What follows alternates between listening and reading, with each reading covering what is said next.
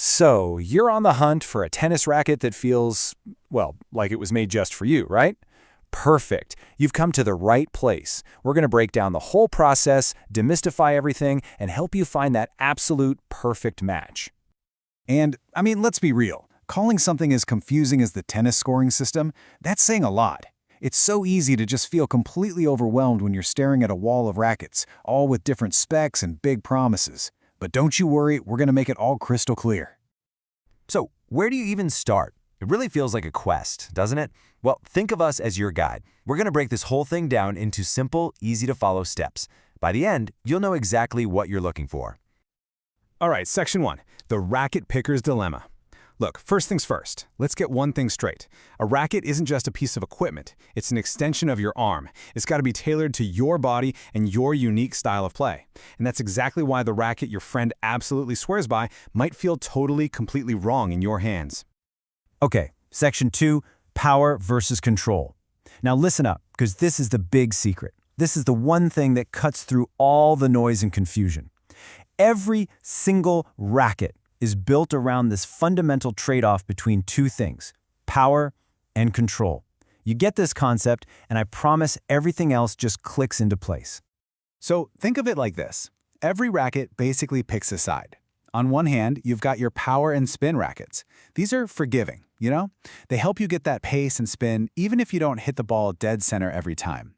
Then, on the other hand, you have control and feel rackets. These guys are all about precision, letting you put that ball on a dime. The thing is, you just can't have 100% of both. So your first big question to ask yourself is, which one do you need more help with? Moving on to Section 3, what kind of player are you? And to answer that last question, you've got to be really honest with yourself about your game. See, the perfect racket isn't some mythical thing just sitting on a shelf. Nope, it's the one that matches the player you are today. So, let's do a little self-assessment and figure out which camp you're in. Okay, first up, the beginner. Does this sound like you? Maybe you're just starting out or you just play for fun here and there, still getting the hang of your swing. If you're new, your number one goal is simple. Get that ball over the net. And hey, have some fun while you're at it. So for all you beginners out there, your priorities are pretty straightforward. You want a racket that's forgiving, one that gives you a little help when your technique isn't quite perfect. Comfort is absolutely key because you want to avoid injuries and actually enjoy playing, and you want a nice, big, sweet spot. That's that magical part of the strings that makes it way easier to send the ball flying over the net. All right, next up we have the intermediate player. So maybe the beginner stuff is behind you. You've got the basics down, you can hold a rally, and you're starting to experiment with different shots. Now you're looking to get a little more strategic, maybe add a few weapons to your arsenal. Sound familiar? This is where it starts to get really interesting. As an intermediate player, you're not just hitting the ball back anymore. You're actually developing a style.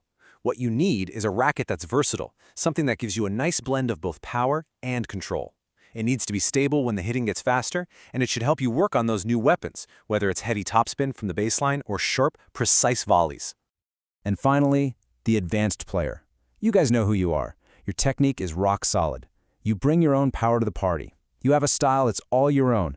You're not looking for your racket to help you out. You need a precision tool, an instrument that does exactly what you tell it to do, no questions asked. For advanced players, it's all about maximum precision and feel. These rackets reward clean technique with almost surgical shot placement. They have to be incredibly stable to stand up to heavy hitting from an aggressive opponent. But at the same time, they need to be nimble enough for those lightning-fast exchanges up at the net. All right, Section 4. Decoding the racket specs. Awesome. So now you've figured out what kind of player you are? The next step is to translate that into the nerdy, technical language of racket specs. This is how you'll actually find that profile on the side of the racket or online. First up, head size. The easiest way to think about this is like a trampoline. A bigger head, say over 105 square inches, is a bigger trampoline. It's going to launch the ball with more power, and it has a bigger sweet spot, which makes it way more forgiving for beginners. A smaller head, on the other hand, something under 98, has less of that trampoline effect. That's what gives advanced players the control they crave to, paint the lines. Okay, next up is weight. This one's pretty intuitive. A lighter racket is just easier to swing, right? You can get it moving faster, which helps generate spin, and it won't wear your arm out as quickly. That's perfect for beginners. A heavier racket has more mass behind it, so it's more stable at impact. It kind of plows through the ball, which adds power and absorbs more shock. That's exactly what advanced players need for those intense, high-speed rallies. And finally, we've got balance. This is all about where the weight is distributed. A head-heavy racket is like a hammer. It's got more of its weight up in the head to help generate easy power. Great for beginners. A head-light racket is the opposite. It's more like a scalpel. The weight is down in the handle, which makes the head super easy and fast to maneuver for those quick volleys and precision shots. And boom! Here's where it all comes together. This table is basically your cheat sheet. It's super simple. Just find your player level on the left. Are you a beginner? Then you're looking for this combo right here. An oversized head, a lighter frame, and a head-heavy balance. Advanced? You're going to be way over on this side. Smaller head, heavier weight, and head light. And if you're an intermediate player, well, you're right there in that sweet spot in the middle, looking for a blend of everything. Section 5, getting the right fit.